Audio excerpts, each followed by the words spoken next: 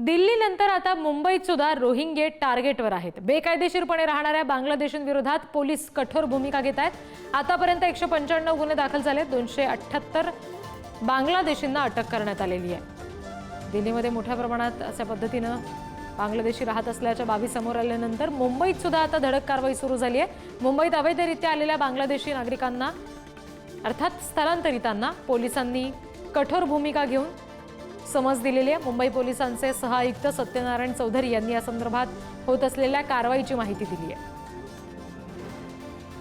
आणखी तपशील आपण घेणार आहोत प्रतिनिधी पंकज रवी यांच्याकडून। पंकज, काय नेमकी भूमिका मुंबई पोलिसांकडून या सगळ्या संदर्भात घेतली जाते स्थलांतरितांबाबत?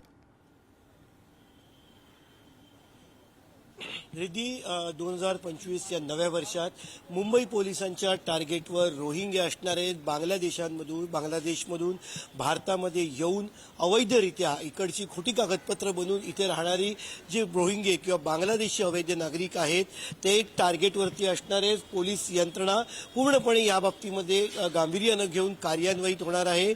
मुंबईतले ज्या भागामध्ये हे रोहिंगे राहतात असे काही भाग आहेत, मग धारावीचा काही भाग असेल, त्याच्यानंतर बोरिवलीचे गणपत पाटील नगर असेल, मालवणीचा काही भाग असेल, अँटॉप हिलचा काही भाग असेल, सायंटचा काही भाग असेल, असे जे भाग आहेत या भागांमध्ये जास्त लक्ष जे आहे ते दिलं जाणार आहे। आतापर्यंत 195 गुन्हे जे आहेत ते दाखल करण्यात आलेले आहेत। 278 रोहिंग्यांना जे ते अटक केले आणि त्यातल्या 50 जणांना योग्य ती तपासणी करून कायदेशीर कागदपत्रांची पूर्तता करून रिपोर्ट करण्यात आलेला आहे। त्यांना त्यांच्या देशात परत पाठवण्यात आलेलं आहे।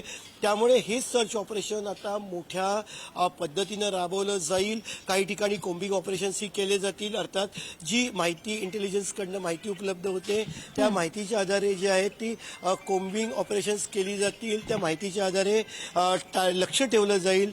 मुंबई पोलिसांची जी यंत्रणा आहे, व्हिजिलन्स आहे, डिटेक्शन्सवाले आहेत, क्राईम डिपार्टमेंट आहे, ATC आहे, त्याच्यासोबतच मुंबई पोलिसांची स्थानिक SBG यंत्रणा आहे, स्पेशल ब्रांच, SID असतील, या सगळ्या माध्यमातून रोहिंग्यांचे रिपोर्ट जे आहेत ते मागवल्याचं कळतंय। SID आणि SB या महत्वाच्या गुप्तचर काम करणाऱ्या किंवा गुप्त पद्धतीने काम करणाऱ्या मुंबई पोलिसांच्या विंग्ज आहेत, महाराष्ट्र पोलिसांच्या विंग्ज आहेत, त्याच्याकडनं माहिती मागवली जाते, रिपोर्ट्स मागवले जात आहेत आणि अधिकाऱ्यांना सुद्धा स्पष्ट आदेश आहेत की अशा पद्धतीची काही हालचाल किंवा अशा पद्धतीची लोक आहेत ही माहिती मिळाल्यास त्वरित वरिष्ठांच्या सल्ल्यानं त्याच्यावरती कारवाई केली पाहिजे। त्यामुळे मुंबई पोलीस गंभीर आहेत याच्यावरून स्पष्ट होते। जी पंकज, धन्यवाद दिलेल्या माहितीसाठी।